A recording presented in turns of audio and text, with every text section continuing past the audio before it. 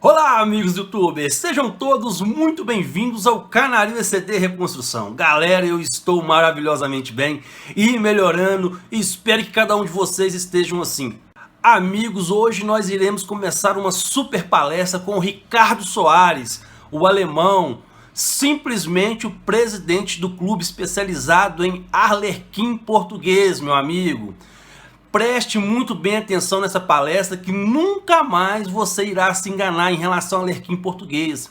Vai esclarecer todas as dúvidas sobre manejo, como apresentação do canário para concurso. Galera, super top! Sabe aquela dúvida básica que vocês têm aí, que a galera gosta de enganar o povo? Que fala assim, olha, eu tenho uns Alerquim português para vender aqui, mas que na realidade ele só pegou um vermelho mosaico com canário cobre e fez o cruzamento. O Arlequim é muito mais do que isso. Beleza, meus amigos? Preste muito bem atenção na palestra que irá começar agora e falo para vocês, a mente de vocês irão abrir, beleza? Vamos para a palestra, galera. Boa noite a todos. Meu nome é Ricardo Araújo Soares, vulgo alemão. É um prazer estar podendo dividir aqui um pouco do meu conhecimento sobre a raça Alerquim português.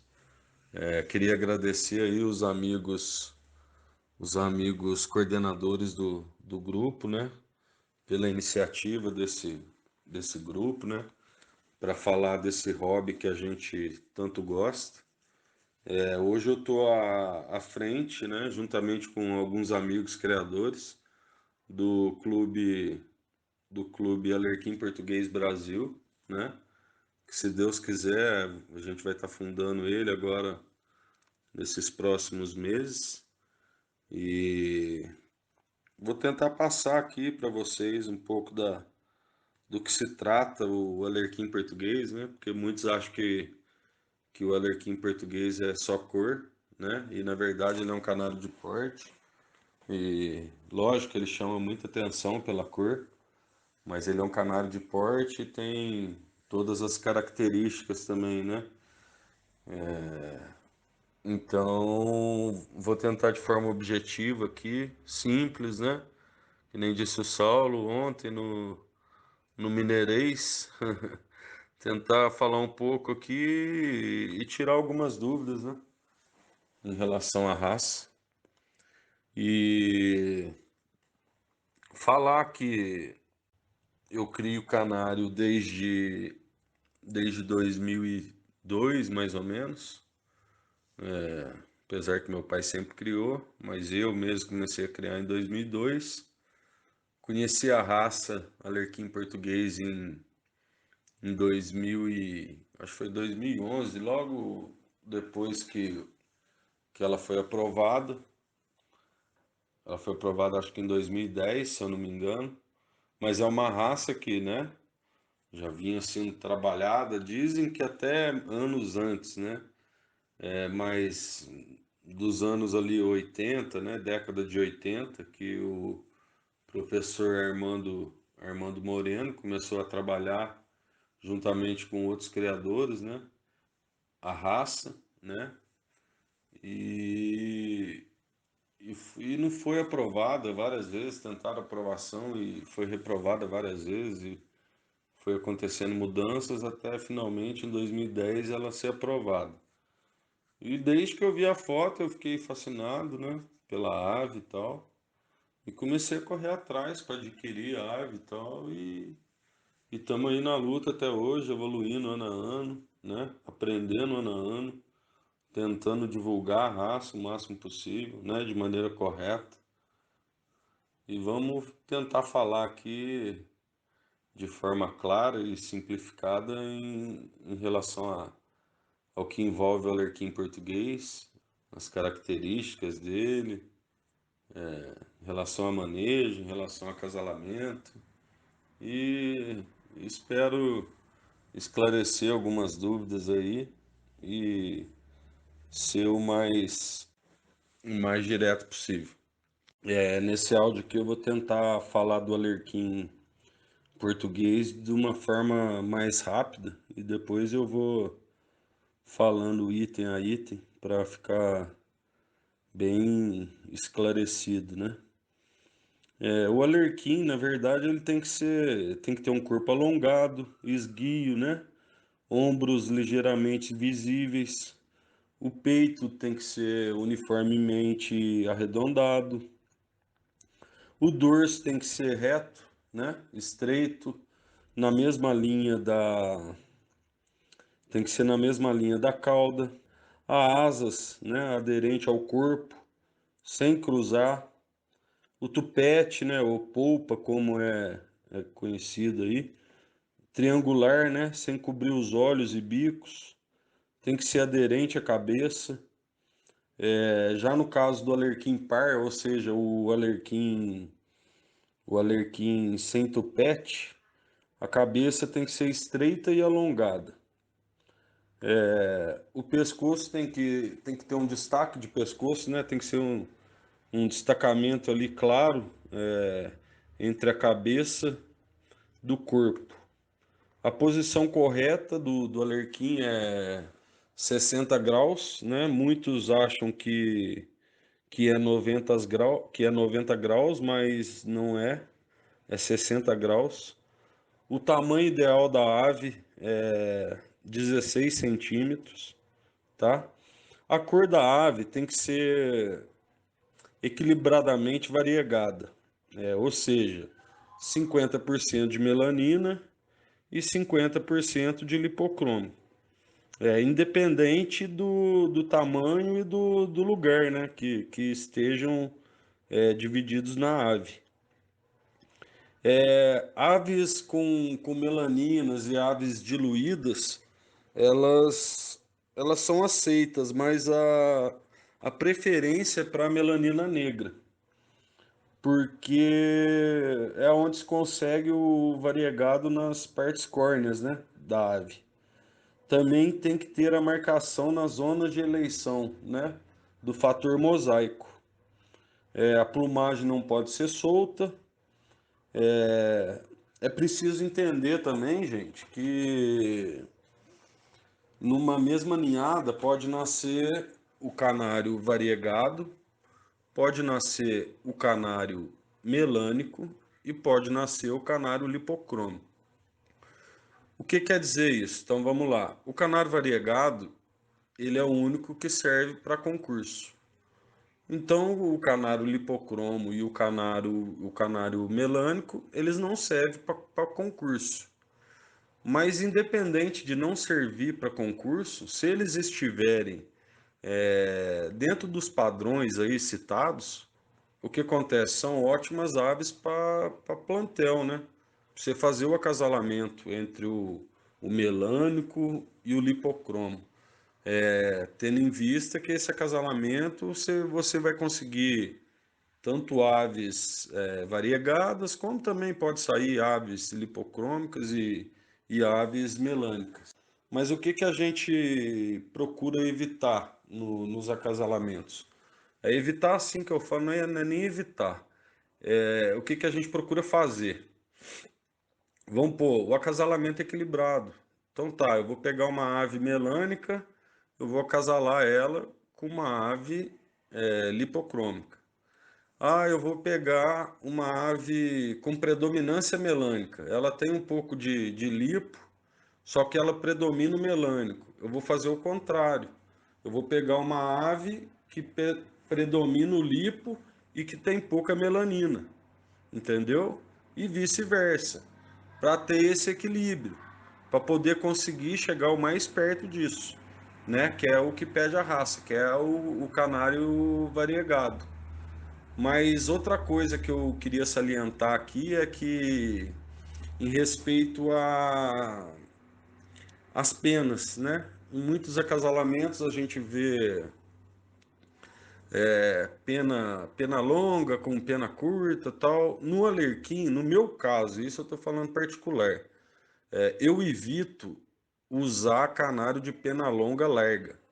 Então eu dou preferência para acasalamento, assim, pena longa com pena curta, tal, aquele negócio intenso nevado, porque tem o intenso nevado, tem que saber a distinção disso. Só que o que que acontece? Evitar o acasalamento com aves que tenham a plumagem longa e larga, entendeu? Para evitar depois os filhotes nascerem com que a probabilidade é grande, né? De se ter filhotes com a plumagem mais solta. Mas o básico e de forma rápida, assim, mais ou menos, é isso. Agora no próximo áudio eu já vou começar a falar detalhadamente de cada item do julgamento, né? Quais são os itens, a colocação deles, o que pode desclassificar uma ave, o que torna essa ave não tão boa. Então a gente tem que ficar muito esperto com isso. Tem muita gente que fala, ah, mas e o melânico, e o lipo, tal, isso aí tem que descartar. Não, muitas vezes serve para, na maioria das vezes, né? Serve para acasalamento no, você é uma ave que serve no plantel. Ela não serve para julgamento, mas no plantel ela é de grande utilidade, desde que ela esteja dentro dos padrões pedidos na raça. Ela só não vai estar devendo na cor ali, né? Mas aí você fazendo esse tipo de acasalamentos que eu citei aí, o que que vai acontecer? A probabilidade de você tirar aves variegadas é grande. Só que isso também é um negócio assim, você tem que ir ao longo do, vamos pôr, ao longo do tempo, o que que eu estou procurando utilizar? Eu estou procurando utilizar isso no caso do meu plantel aqui, não sei, posso estar enganado, mas assim, eu venho tendo resultados com isso, assim, pelo menos no meu plantel. Eu procuro utilizar variegados, filhos de variegados, entendeu? Lipocromo e melânicos, eu também procuro utilizar filhos de variegados.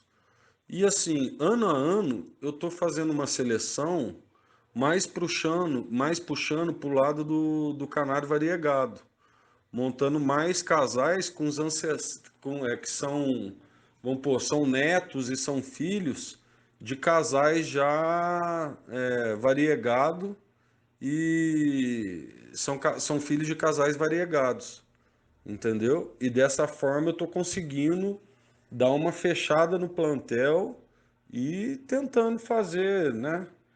É aquele negócio, é um negócio complicado, mas assim, a gente vai tentando, ano a ano, obter o maior número de canários variegados. Aí a gente vai tentando dessas formas, acasalando variegado, filho de variegados, neto de variegados. Eu anoto tudo.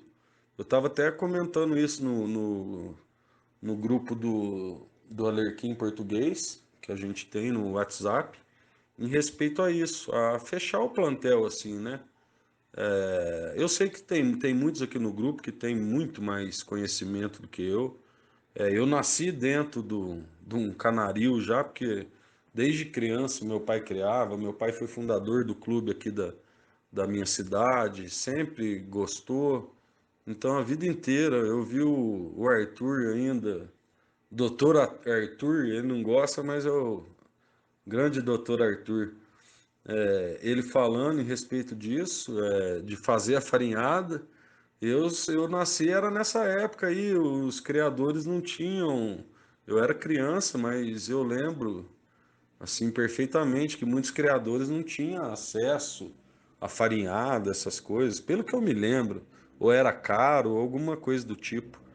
E meu pai mesmo fazia a farinhada dele aqui, punha farinha de osso, farinha láctea, Neston, e era aquele negócio que até a gente acabava comendo no final, né? Mas é mais ou menos por aí. E eu vou gravar os áudios agora, falando em respeito aos itens, né? De julgamento, um a um, separadamente, explicando um a um os defeitos que podem causar desclassificação da ave, o que que pede a raça ao certo, desde o corpo, a posição, a cauda, a coloração, Então agora os próximos áudios eu vou explicando em relação a isso. Vou gravando os áudios aqui e vou lembrando de outras coisas que eu não posso deixar passar em relação ao alerquim.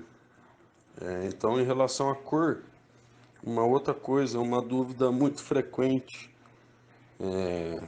que muitos têm determinado tipo de manejo. Isso aí vai um pouco também do manejo de cada criador. Em relação à pigmentação, no meu caso, o que eu uso? Eu uso mistura de semente, farinhada, tá? E eu adiciono a xantina na farinhada. Adiciono 10 gramas, geralmente 10 gramas, quando eu tô. Que eu já fiz das duas formas. Eu acasalei após separados, os filhotes separados do casal, né? Dos casais. Eu vou começar a chantinar depois que eu separo dos casais. Ou seja, 35 dias. Ou chantino no ninho. Quando eu chantino no ninho, eu utilizo 8 gramas por quilo de farinhado, 8 gramas de canta-chantina por quilo de farinhado. E depois, na hora da muda da pena, eu começo a utilizar 12 gramas por quilo de farinhado. Outra coisa, a diferença disso. Esse ano, por exemplo, eu eu chantinei, né, depois de separados. Então eu comecei a usar 10 gramas. Agora que está na época de muda, eu estou usando 12 gramas por quilo de farinhado. E quando eu chantinei outros anos, já fiz isso vários anos, um ano de um jeito, outro ano de outro. Só que assim, isso aí vai um pouco. Tem uns que bate na tecla que com 30 dias, tem outros que acham que, né, desde o nascimento, já o casal, antes de botar, já tem que dar. E realmente eu percebo que há pouca diferença, mas assim, as penas das asas, né? As penas grandes, as remix, elas ficam melhores marcadas com o com com a coloração desde o ninho, entendeu? Então, assim, é lógico que eu crio bastante casal, tem um gasto, a Xantina não tá, né, ainda mais com essa alta que tá o dólar aí, não é tão barato, você acaba gastando bastante. Então, esse ano eu falei, não, vou Xantinar com 30 dias. Mas, assim, em vista do ano passado, por exemplo, eu chantinei no ninho. Já tinha feito isso outros anos, tal. E a conclusão minha é que, assim, eu vou voltar a chantinar desde o ninho. Eu acho que as aves, é lógico, quando você chantina desde o ninho, elas vêm bem avermelhadas, mas eu notei que o que tem que limpar, limpa, e o que não tem, o que tem que ficar infiltrado, vai ficar da mesma forma que se você chantinar com 30 dias. A diferença, para mim, é que você chantinando desde o ninho, além de você gastar mais chantina, as remixes ficam bem marcadas, né? Então, assim, dá outra cara. Eu acho que fica melhor, sabe?